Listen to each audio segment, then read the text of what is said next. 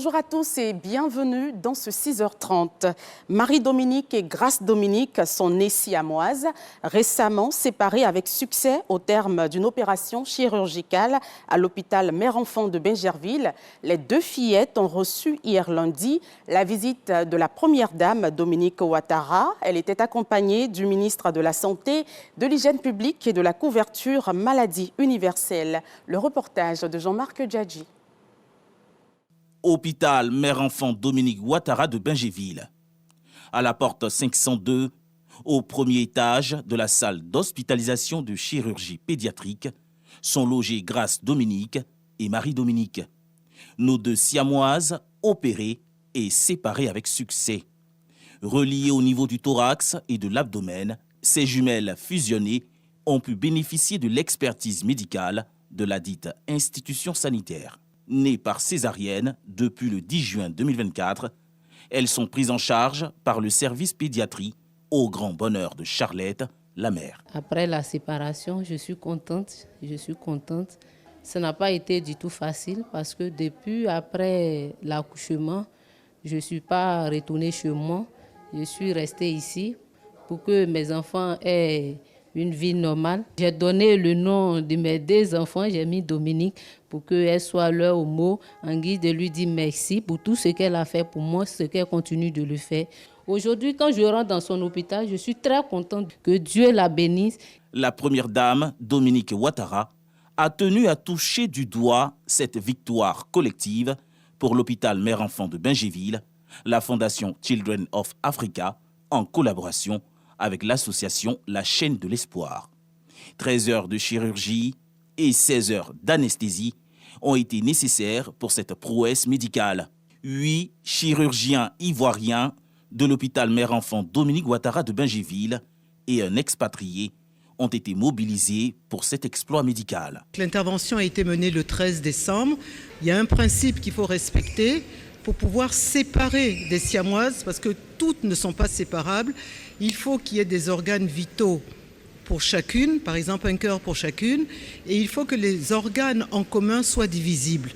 Donc ces fillettes remplissaient des critères, malgré des malformations très complexes qui ont été pour certaines découvertes en père opératoire. Ensuite, elles ont été prises en charge donc, dans le service de réanimation, où elles se sont adaptées à cette nouvelle vie. L'opération réussie des sœurs siamoises incarne la solidarité et le dévouement du système sanitaire ivoirien, conformément aux valeurs prônées par le chef de l'État, Alassane Ouattara. Le président de la République, depuis sa prise de fonction à la tête de ce pays, a mis donc la santé au niveau donc des priorités de ce pays dans son programme de gouvernement, et il a investi énormément pour qu'en partout en Côte d'Ivoire, il y ait donc des établissements de référence.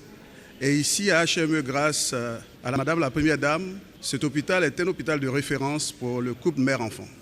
Et ce qui vient d'être réalisé aujourd'hui montre bien que la santé progresse en Côte d'Ivoire. Et grâce à la coopération que nous avons vue, nous pensons que nos professionnels pourront vraiment assumer les charges qui sont les leurs, même dans des cas complexes comme ce que nous venons de découvrir.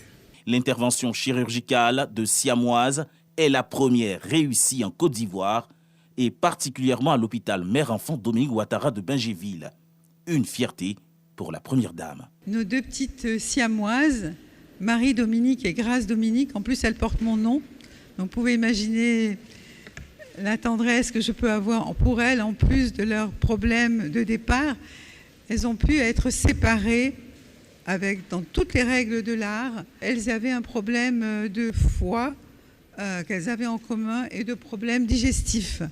Donc c'était une opération compliquée qui a duré plus de 13 heures. Donc vraiment, je suis très heureuse. J'ai été les voir tout à l'heure, elles sont toutes mignonnes.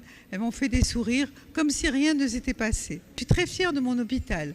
Et je voulais vraiment leur dire que je suis très, très, très, très fière. Quand on a un problème d'enfants siamois, ils peuvent être rejetés. Et aujourd'hui, bien sûr, ce n'est pas le cas. Ils sont des enfants normaux qui vivront toute leur vie normalement. Bravo à nos médecins et merci à tous. Et je voulais vous dire, monsieur le ministre, que vous faites un travail formidable parce que vous êtes toujours avec nous. Quand il y a un problème ou quand il y a une épreuve, vous êtes là. Une conférence de presse initiée par l'hôpital Mère-Enfant s'est ensuite tenue avec les journalistes pour éclairer leur lanterne sur le déroulement de l'opération. En attendant, Grace Dominique et Marie Dominique se portent bien et reprennent des forces selon les experts. L'hôpital Mère-Enfant et la Fondation Children of Africa de la première dame Dominique Ouattara s'engagent à travers cette initiative à offrir un avenir meilleur aux enfants de Côte d'Ivoire. Il est au centre des échanges depuis quelques jours. Le navire Zimrida et sa cargaison de nitrate d'ammonium mouillant au large des eaux ivoiriennes ne représentent aucun danger pour les installations portuaires, encore moins pour les populations. C'est ce que dit le rapport de la réunion technique qui s'est tenue ce lundi au port autonome d'Abidjan entre les autorités portuaires, des représentants de ministères techniques, le représentant de l'armateur et le propriétaire de la dite cargaison. Selon la note, le propriétaire de la marchandise a obtenu toutes les autorisations des services compétents de l'État pour l'importation du produit. Les autorités portuaires rappellent que le Zimrida transporte plus de 19 000 tonnes de nitrate d'ammonium, dont 7 654 destinées aux clients ivoiriens. En vue de rassurer l'opinion sur l'intégrité de la marchandise, une visite ouverte aux médias sera faite sur le navire ce mardi 7 janvier 2025. Notre pays se prépare à accueillir la première édition des Journées nationales du producteur du coton et de l'anacarde, un événement de grande envergure organisé par le Conseil du coton et de l'anacarde est prévu les 17 et 18 janvier prochains au Parc des expositions d'Abidjan. Cette initiative vise à célébrer les meilleurs acteurs de ces filières en mettant à l'honneur leur contribution à l'économie nationale. Plus de 5 000 visiteurs y sont attendus. Lanciné Bakayoko. Avec une production annuelle de 1 200 000 tonnes pour le cajou et 500 000 tonnes pour le coton graine, la filière coton anacarde affiche un dynamisme depuis la réforme de 2013. Les véritables artisans de ce succès, ce sont les producteurs qui ont rendu ces filières stratégiques pour l'économie agricole ivoirienne. Mais ces acteurs clés sont souvent peu connus et peu reconnus à leur juste valeur. Alors même que notre ascension en tant que puissance agricole repose sur le travail acharné accompli par ces personnes qui ne sont pas toujours visibles.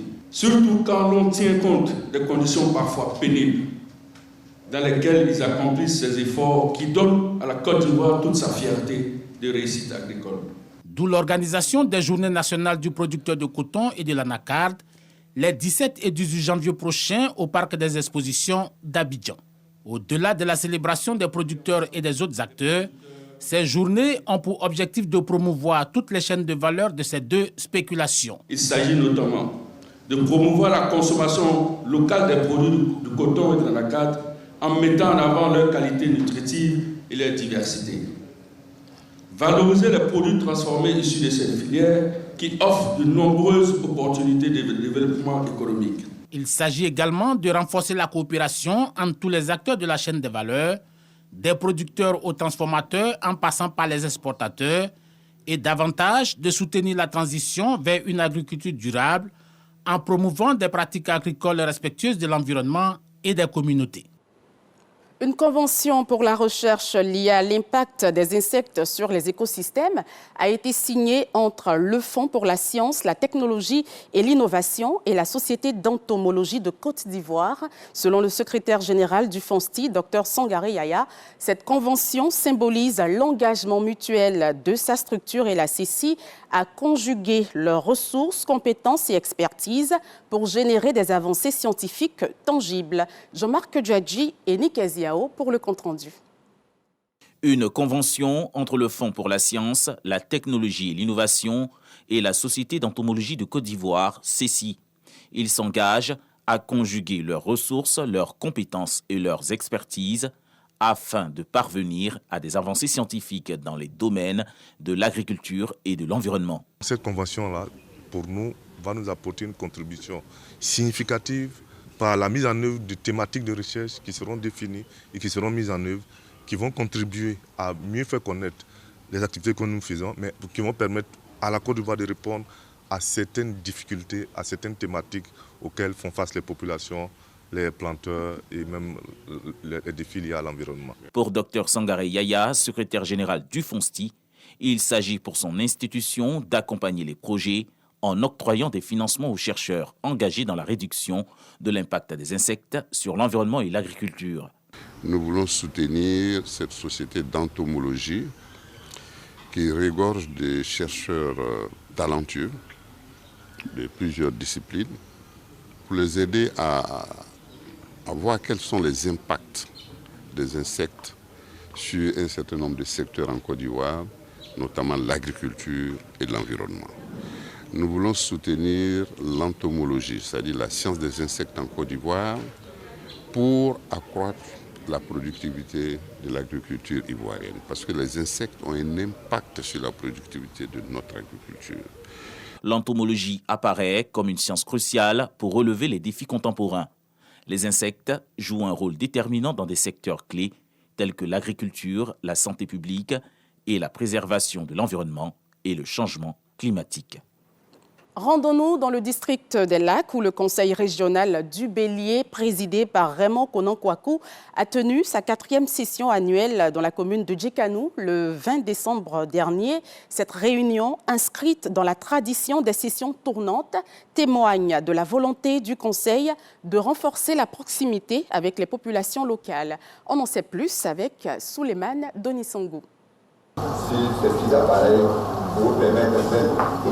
Raymond Konan-Kouakou, le président du conseil régional du Bélier, offre à chacun des différents présidents des commissions permanentes une tablette. C'est pour faciliter le travail des conseillers régionaux et membres du Césaire, mais aussi pour épouser l'air du temps avec les TIC. Djekanou, département où l'orpaillage illégal a pris de l'ampleur, a été au centre des débats lors de la tenue de cette 4e réunion du conseil régional du Bélier. Des travaux au cours desquels Konan Raymond a abordé des questions cruciales pour le développement de la région, l'orpaillage et la priorisation des investissements productifs. L'orpaillage prend de l'ampleur dans notre région. Nous avons mis en place une commission qui devait étudier les avantages et les inconvénients.